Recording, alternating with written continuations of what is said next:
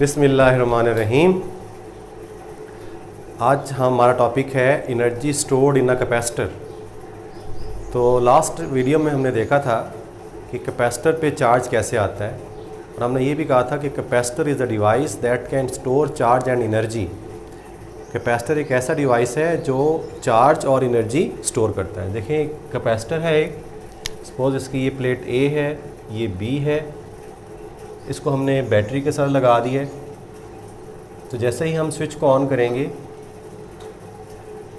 तो ए प्लेट के जो इलेक्ट्रॉन्स हैं वो मूव करेंगे और बी पे आ जाएंगे। इस प्लेट पे पॉजिटिव चार्ज आ जाएगा और इस प्लेट पे नेगेटिव चार्ज आ जाएगा। और अगर हम ये बैटरी उतार भी दें तो ये चार्ज वैसे ही रहेगा, स्टोर रहेगा। अब अगर हम इसको आपस में मिला दें इस वायर को, अब जो इलेक्ट्रॉन्स बी प्लेट पे ट्रांसफ़र हुए थे ए से, ये वापस ए पे चले जाएंगे। यानी इनको एनर्जी अब कहाँ से मिली? जब हमने उसको बैटरी के साथ लगाया था तो बैटरी ने वर्क किया था चार्जेस पे, और उन चार्जेस को ट्रांसफ़र किया था ए प्लेट से बी प्लेट पे। वो जो वर्क बैटरी ने किया था वो इनमें स्टोर हो गया एज इलेक्ट्रिक पोटेंशियल एनर्जी। अब ये उस इलेक्ट्रिक पोटेंशियल एनर्जी की वजह से ये चार्जेस जो हैं ये बी से ए पे वापस आ जाते हैं, अगर हम इस सर्किट को कंप्लीट करें तो ये आज हम वो जो इलेक्ट्रिकल पोटेंशियल एनर्जी है उसका रिलेशन लेंगे। तो शुरू में जब हमने यहाँ पे एक बैटरी लगाई थी और एक स्विच लगाया था, initially there is no charge on the plates of capacitor. जब चार्ज नहीं है तो इनके दरमियान पोटेंशियल डिफरेंस भी नहीं है, तो पोटेंशियल डिफरेंस जो है वो ज़ीरो है। Initially when the capacitor is uncharged the potential difference between the plates is zero. और जब जैसे ही हम स्विच को ऑन करेंगे और इस पे पॉजिटिव चार्ज आ जाएगा, इस पे नेगेटिव चार्ज आ जाएगा। जब ये चार्ज आएगा कैपेसिटर पे तो इनके दरमियान एक पोटेंशियल, इन प्लेट्स के दरमियान पोटेंशियल डिफरेंस जो है वो बन जाएगा V।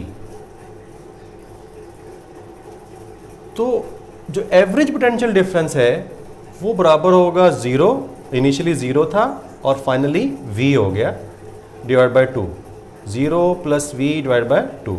तो जो एवरेज पोटेंशियल डिफरेंस है डेल्टा V, ये बराबर आ गया V बाय 2 के।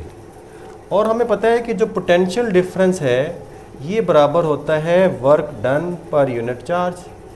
तो ये वर्क की जगह पे हम पोटेंशियल एनर्जी भी लिख सकते हैं, potential energy per unit charge. तो यहाँ से पोटेंशियल एनर्जी का रिलेशन क्या आएगा? ये Q डेल्टा V से मल्टीप्लाई हो जाएगा। तो पोटेंशियल एनर्जी को हम U से डिनोट करते हैं, इलेक्ट्रिकल पोटेंशियल एनर्जी है ये, that is equal to Q delta V। अगर हम इस इक्वेशन में डेल्टा V की वैल्यू पुट करें जो कि V बाई 2 है, तो फिर हमारे पास पोटेंशियल एनर्जी का रिलेशन आएगा Q, और डेल्टा V को हम V बाई 2 लिख सकते हैं क्योंकि डेल्टा V बाई 2 के बराबर है। और हम ये भी जानते हैं कि Q बराबर होता है CV के। तो यहाँ पे अगर हम Q की वैल्यू पुट कर दें इस इक्वेशन में, तो Q की जगह पे हम CV लिख सकते हैं, that is equal to half Q की जगह पे CV एंड V। तो ये हमारे पास रिलेशन आ गया half CV square. That is the relation for the potential energy of capacitor, energy stored in a capacitor, that is equal to half CV square. अब हम देखते हैं energy stored in terms of electric field E। अब हम एक ऐसा relation लेना चाह रहे हैं एनर्जी का जिसमें इलेक्ट्रिक फील्ड E इन्वॉल्व हो। यहाँ पे आप देखें इस इक्वेशन में, इस फार्मूला में C और V इन्वॉल्व हैं, E इन्वॉल्व नहीं है। हम एक ऐसा रिलेशन चाहते हैं जिसमें E B आए, तो इसको हम कहते हैं energy stored in terms of electric field. तो हम क्या करेंगे, हम C और V की वैल्यू इस इक्वेशन में पुट करेंगे तो हमारे पास जो रिक्वायर्ड रिजल्ट है वो आ जाएगा।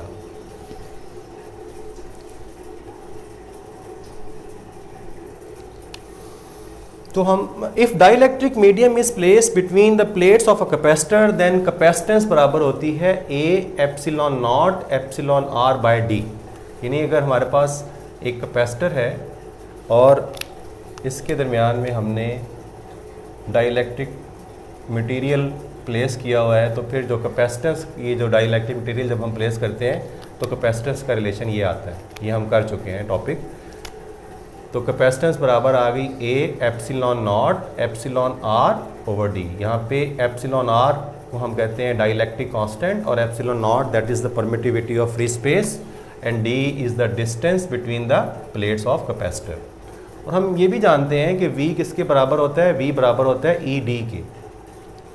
तो अगर ये C और V की वैल्यू इस इक्वेशन में हम पुट करें तो हमारे पास जो रिलेशन आएगा एनर्जी का वो बराबर आएगा हाफ, और C जो है इसके लिए इसकी वैल्यू हम पुट कर सकते हैं that is equal to A epsilon naught epsilon r by d, और V की जो वैल्यू है वो है ई डी, क्योंकि यहाँ पे V का स्केयर है तो इसलिए यहाँ पे E स्केयर और ये D स्केयर हो जाएगा।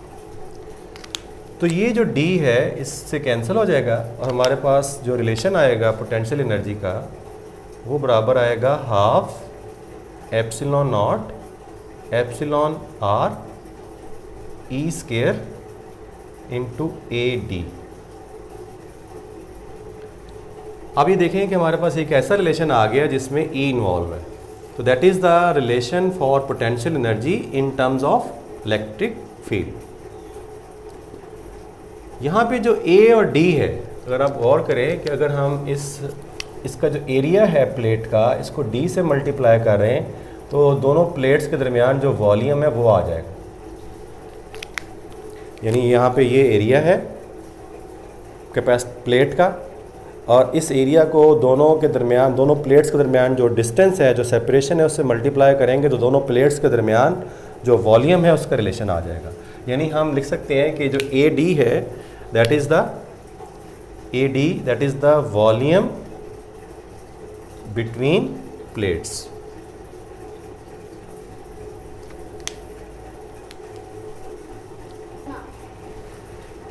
अब हम एक टर्म है एनर्जी डेंसिटी, इसको डिफाइन करते हैं। Energy density is defined as energy stored per unit volume.